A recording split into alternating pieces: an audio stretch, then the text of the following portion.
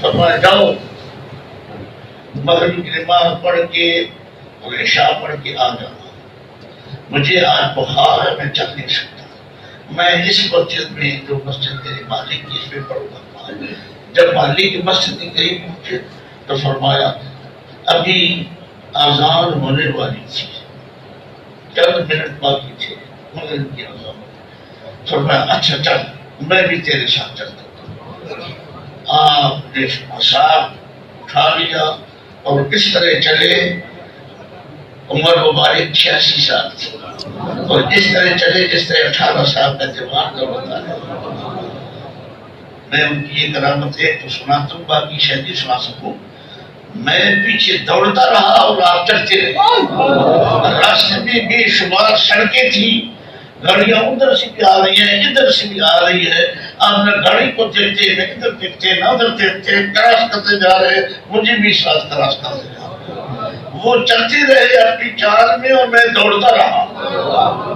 میری بھی صحت اچھی تھی اس وقت، اور آذان اس وقت ہوئی جس وقت ہم بقی شریف کے سامنے والا جو میدان ہے بات کی سب کے سامنے کا حصہ، جب وہاں پہنچے تو یعنی چند لمحے میں یہ قابل ہے، یہ وہ لوگ ہیں کہ ایک قدم یہاں تو دوسرا قدم مدینہ پاک، ایک قدم یہاں اور ایک، یہ لوگ ہیں پہلی بھی تھے آج بھی ہے، انشاءاللہ امام مہدی علیہ السلام کے زمانے تک رہیں گے، تھوڑے ہو جائیں گے لیکن رہیں گے، اور اب بھی ہے پہلی بھی تھی۔ بہرحال حضور سیوطی کا یہی درجہ تھا۔ امام سیوطی رحمہ نے فرمایا کہ میں اگر دیکھوں گا اور فرماتے ہیں آج رات پہلی بار ظاہر کرتا ہوں کہ میں وہ فقیر ہوں جو 75 بار حضور علیہ السلام کا دیدار سر کی آنکھوں سے کر چکا ہوں۔ وَإِنِّي أُصَحِّحُ الْأَحَادِيثَ مِنْهُ صلی اللہ علیہ وسلم، میں احادیث کی تصحیح حضور سے پوچھ کے کر رہا ہوں۔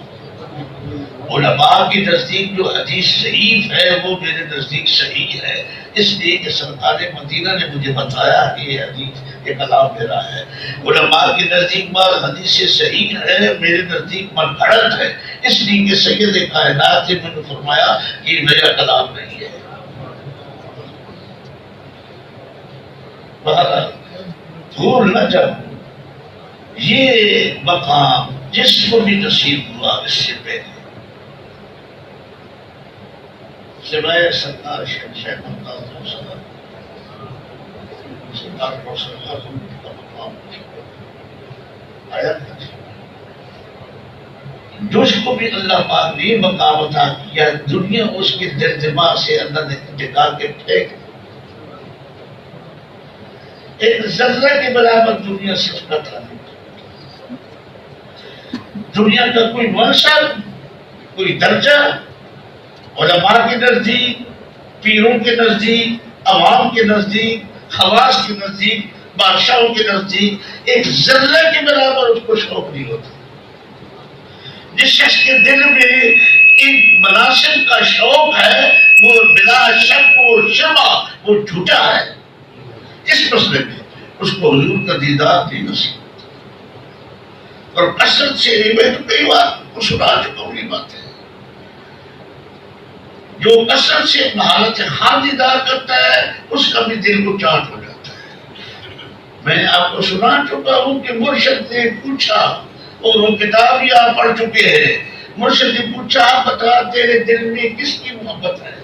ایک دل سے مرشد نے محبت نکال دی، بڑے دوست سے اس کو علماء، تو آخر میں کہا کہ مجھے اب آپ سے بھی ڈر لگ رہا ہے۔ آپ نے فرمایا سنا تو کئی بار، فرمایا اب تو صحیح مقام پر پہنچا کہ میرے دل میں جتنے بھی علماء یا دوست اپنے بغیر سب سے نفرت ہو چکی ہے، میں نہیں چاہتا کہ میں وہاں بیٹھوں، وہ میرے پاس پھر کی کھائیں مت۔ ہم نے فرمایا ہاں اب تو خلوت کی قابل ہو گیا، خلوت سمجھتے ہیں یہ مقام برادر اسلام اور چیز ہے، شریعت اور ہے طریقت اور ہے۔ طریقت حقیقت معرفت کو سمجھو، شرع شریف مبارک ہے بلا شک و شبہ، شریعت مطہرہ کے مطابق صحیح عمل ہو جس کا وہ بھی کامیاب ہے، مگر شریعت مطہرہ کو پہلے تو ہم جانتے بھی نہیں مکمل طور پر، اور اگر جانے تو شریعت مطہرہ الحمدللہ آپ آئے، آپ نے کلمہ طیبہ پڑھ لیا، آپ نے نماز پڑھ لی، یہ ایک چیز تو سب کے پاس ہے، لیکن مکمل طور پر شریعت مطہرہ کے جتنے عوامل ہیں وہ تو مکمل ہو جاتا ہے الحمدللہ۔ شریعت مطالعہ غالب ہے اور قاہر ہے اور فاقد ہے۔ اللہ توفیق عطا کرے شریعت کے اوپر عمل کرنے کی بھی اور طریقت کے مطابق چلنے کی بھی۔ اب آپ کو یہ سمجھ آئی، جہاں تک مجھے معلوم ہے وہ یہ ہے کہ اس درجے کے جو دوسرے درجے کے ولی ہے ان کے مرید ہیں، وہ شریعت مطابق ہے لیکن طریقت میں وہ کامل نہیں ہے، ان کے مرید بھی ہیں، جاننے والے بھی ہیں، وہ کھاتے بھی ہیں، پیتے بھی ہیں، باتیں بھی بہت کرتے ہیں، شوق بھی رکھتے ہیں کہ ان کو کوئی منصب ملے، ان کو کوئی درجہ مل جائے، انہیں کوئی بلند سمجھے، یہ لیکن کامل جو حضور کو نور سے مل چکا ہے وہ اس کا دل اونچا ہو جاتا ہے۔ یہ سمجھو، کیونکہ دجاجلہ آئیں گے، اصلی دجال کے آنے سے پہلے سید کائنات صلی اللہ علیہ وسلم کی مستند حدیث ہے کہ اصلی دجال کے آنے سے پہلے کئی دجاجلہ پیدا ہوں گے، اور وہ صاحب قلم بھی ہوں گے، صاحب علم بھی ہوں گے ظاہری طور پر، اور تمہیں گمراہ کریں گے اپنے ڈنڈے کے زور سے، جو نہ مانے گا تم اس کو اذیت دیں گے، مگر میں تو خدا کی پناہ مانگوں گا اس بات سے، اس مقام سے جو اللہ اس کے رسول سے دور کرے۔ میں آپ کو سچ بتاؤں، اللہ تعالیٰ مجھے نفس اور شیطان کے شر سے بچائے۔ میرا ایک شوق ہے، وہ شوق میں صبح سے لے کر شام، شام سے لے کر رات سوتے تک مجھے رات کو نیند بھی نہیں آتی، بہت کم آتی ہے۔ میری پاس ساری رات پوچھتا رہتا ہوں، لیکن میں اتنا کوشش کرتا ہوں کہ 1 بجے یا 2 بجے میں تھوڑا سا سو جاؤں۔ نفس میرا بھی ہے، میں نفس سے پاک نہیں، اس لیے سوتا ہوں کہ مجھے کوئی طاقت مل جائے، اللہ اللہ کر دے گی، لیکن ساری رات سارا دن میرا سوائے اس شوق کے کوئی اور کام نہیں، مگر میرا شوق کو پورا نہیں کر سکتا۔ تو جو یہ کہتا ہے کہ میں تو اللہ کا بڑا مقرب ہوں، اور وہ چاہتا ہے کہ لاکھوں انسانوں کا مجمع اس کے سامنے ہو، اور وہ رات دن دنیا کی باتوں میں وہ پڑا ہوا ہے، دنیا کی باتیں کرتا رہتا ہے، یا مسائل، یہ مسائل جو میں کر رہا ہوں آپ وقت یہ مسائل بھی میرے لیے جائز نہیں، نصیحت اب کیا ہوں، تو وہ کس وقت پڑھائی کرتا ہے؟ مجھے میرے سلسلہ شاذلیہ میں ایک ولی گزرے ہیں جن کی یہ عادت مبارک تھی کہ وہ 40,000 بار ایک دن میں ورد کرتے تھے۔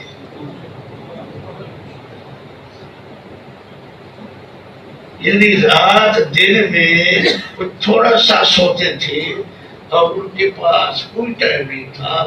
آپ خود سمجھانے کے لیے کہ 40,000 جو وہ ورد کرتے تھے، اس ورد میں وہ کتنا ٹائم استعمال کرتے تھے۔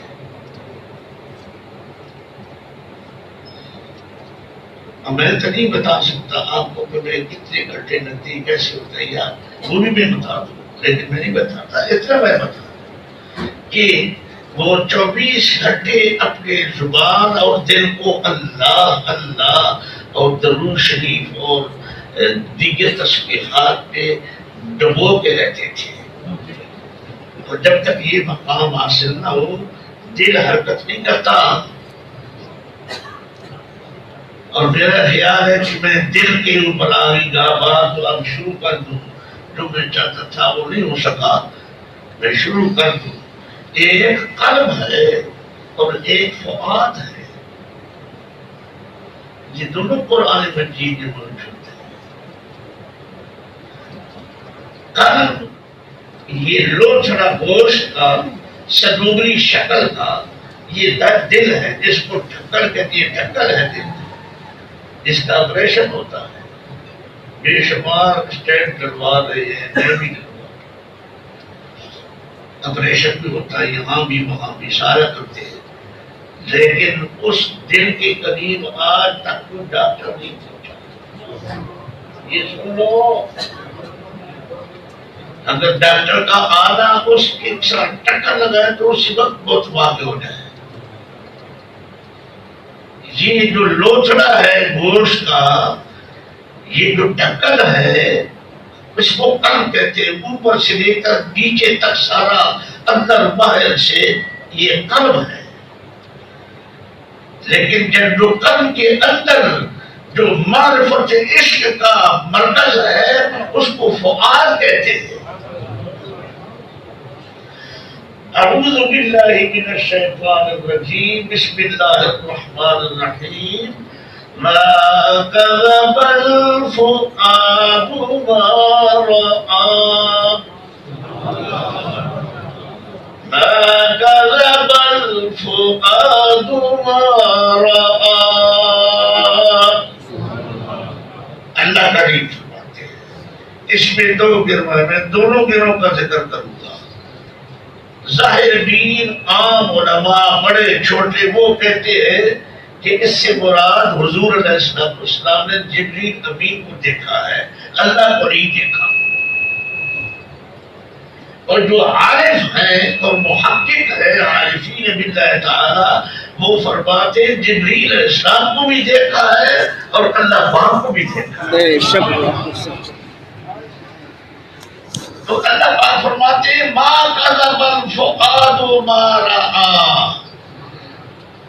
دل مبارک نے جو کچھ دیکھا اس کو جھوٹ نہیں سمجھا، نہیں جھوٹ سمجھا، دل نے جو کچھ دیکھا۔ آیا کہ میں یہ فؤاد اور قلب میں فرق سمجھ گئے؟ فؤاد ایک چھوٹا سا ذرہ ہے جو دل کے درمیان ہے، اور ایک شخص کا چہرہ سیاہ فام ہو، جسم بھی سیاہ ہو اور دل کا لوتھڑا اوپر والا بھی سیاہ ہو تو جس میں ایمان ہے وہ سفید، اور وہ فؤاد ہے۔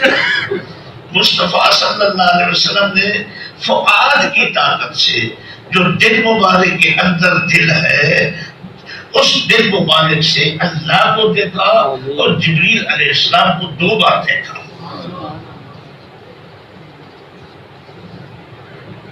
اور سید کائنات فخر موجودات صلی اللہ علیہ وسلم کی تعریف میں رب کریم فرماتے ہیں وَالنَّجْمِ إِذَا هَوَىٰ، قسم ہے اس ستارے کی۔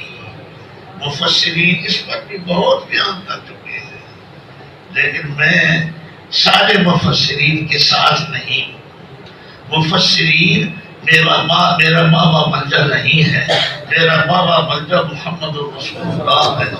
جو سید کائنات کی صحیح تعریف کرے گا میں اس کو مانوں گا، اور میں بہت کچھ دیکھ چکا ہوں۔ اس ستارے سے مراد اکثر محقق مفسرین نے کہا کہ سرکار مدینہ ہے۔ قسم ہے ستارے کی، نجم اذا ہوا، قسم ہے اس ستارے محمد رسول اللہ کی، جب اللہ کا دیدار کر کے واپس دنیا میں اترے۔ ما ضل صاحبکم وما غوی، سارے علماء نامتے ہیں، یہاں علماء بھی بیٹھے ہیں۔ ضل اور غوی دونوں ماضی کی سی ہیں۔ ما ضل صاحبکم وما غوی، اے صحابہ اکرام سنو، تمہارے آقا، حضور کو صاحب فرمایا، تمہارے آقا محمد رسول اللہ پوری اپنی زندگی میں کبھی نہ بھٹکے ہیں نہ سرکش ہوئے ہیں۔ ما نافیہ ہے، لا بھی نافیہ ہے، نفی کرنے کے بے شمار الفاظ ہیں، حروف ہیں، اسماء ہیں، افعال ہیں، لیکن ان میں سے ایک یہ حرف ہے ما۔ یہ ما ماضی کے اول میں آئے تو اس کا معنی یہ ہے کہ پوری زندگی کی نفی کر دی جائے، پورے واقعہ کی نفی کر دی جائے۔ ما ظن صاحبکم وما غوی، تمہارے آقا صلی اللہ علیہ وسلم اپنی پوری زندگی میں پیدائش سے لے کر اس وقت تک اور اس وقت سے لے کر اخیر تک، آپ اس سے پہلے سابقہ زندگی میں 40 یا 50 سال عمر گزر چکی ہے، آپ بھٹکے نہیں۔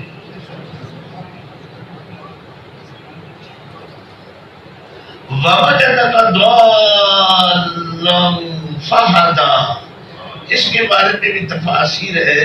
میں علماء کو کہتا ہوں کہ تفسیر قرطبی کا ذرا مطالعہ کریں۔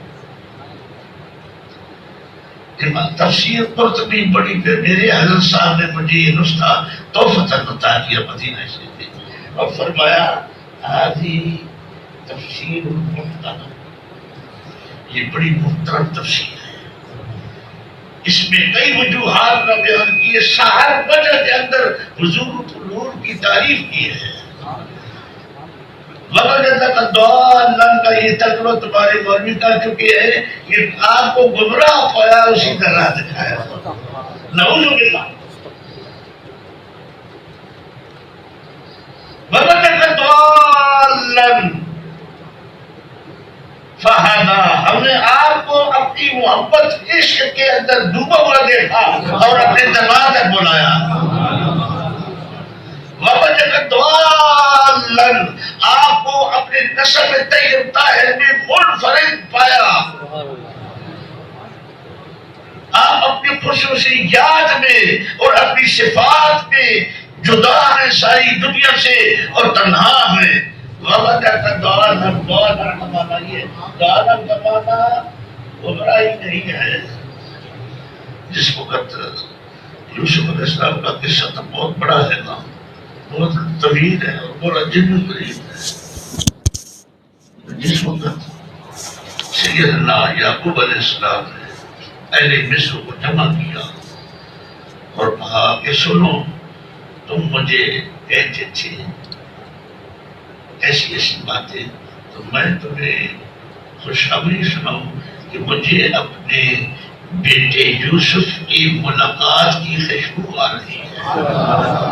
امتحان میں آپ کو بتایا تھا کہ سچ تمہارے پہ آپ غلط فہمی میں مبتلا نہ رہیں، میرے حضرت صاحب نے فرمایا ہے ابتلاءات سارے پیغمبروں کے لیے اور ہر کامل ولی کے لیے ابتلاءات ہے۔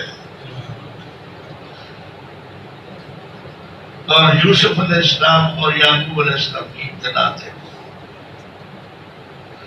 یتیم کے سامنے اپنے بچے سے پیار نہ کرنا، یتیم ہو تو پہلے یتیم سے پیار کرو، اس کو کوئی چیز دو، پھر اپنے بچے سے پیار کرو۔ آپ خواہ ولی ہیں خواہ غیر ولی ہیں، مبتلا ہو جائے گی۔ تو یوسف علیہ السلام کا پورا علم تھا یعقوب علیہ السلام کو، میرا یوسف کہاں ہے اور کس حالت میں ہے۔ یہ قرآن مجید سے ثابت میں کم ٹائم نہیں، مگر ملنے کی اجازت دی تھی، ملنے کی اجازت 40 سال کے بعد۔ 40 سال کے بعد جس قمیص مبارک سیدنا یوسف علیہ السلام نے بشر نامی اپنے بھائی کو دی کہ یہ لے جاؤ اور میرے ابا کے چہرے پر ڈالنا، تو قرآن مجید ہی فرماتا ہے کہ جس وقت یعقوب علیہ السلام نے یوسف علیہ السلام کی قمیص کو چوما اور اپنے آنکھوں پر رکھا، فَارْتَدَّ بَصِيرًا، آپ کی بصارت واپس آ گئی، آپ کی نظر ختم ہو گئی تھی، کوئی پیغمبر نابینا نہیں ہوا لیکن پردہ پڑ سکتا ہے آنکھوں پر۔ اتنے روئے کہ آپ کی آنکھوں پر پردے پڑ گئے تھے۔ تو یوسف علیہ السلام کی قمیص یعقوب علیہ السلام کو فائدہ پہنچا رہا ہے، پیغمبر کو فائدہ پہنچا رہا ہے، بیٹا باپ کو فائدہ پہنچا رہا ہے۔ جس وقت قمیص مبالغ رکھی آپ نے آنکھوں پر فرتق بصیرا، اور اس سے پہلے آپ سارے کو جمع کر کے فرمایا کہ مجھے آج یوسف علیہ السلام کی خوشبو آ رہی ہے۔ تو انہوں نے کیا کہا؟ قالوا تاللہ انک لفی ضلالک القدیم۔ دلال کا ایک معنی نہیں، کئی معنی ہیں۔ تاللہ، خدا کی قسم آپ اپنے پرانے عشق میں مبتلا ہیں۔ دلال کا معنی عشق ہے،